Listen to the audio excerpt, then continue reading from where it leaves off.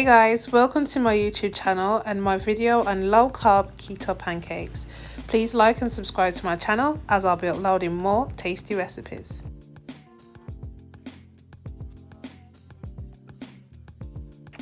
Start by adding 50 grams of almond flour, 115 grams of soft cheese, which is the same as cream cheese, and 2 eggs.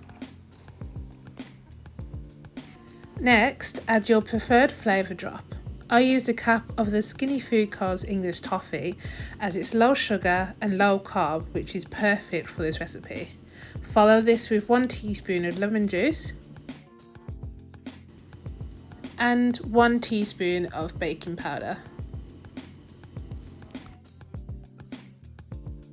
Then give it all a good stir. I started with a spoon, then moved onto my whisk to remove any extra chunks.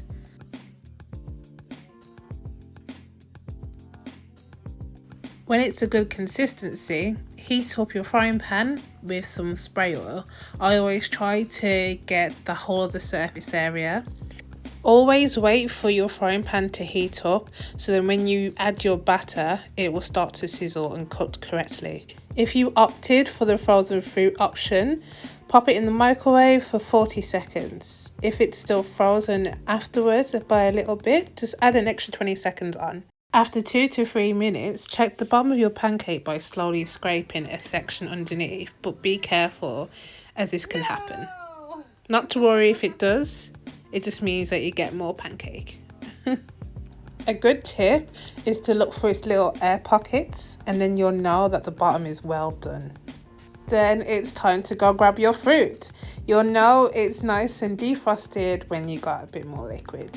And then it's time to start stacking. If you decide to opt in for bacon, make sure you start grilling that whilst you're cooking your pancakes and it'll be nice and cooked by the time you're ready.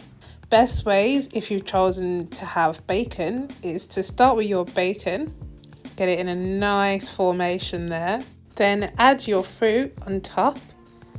Nice and slowly, try and not get too much excess liquid because you've also then going to add maple syrup.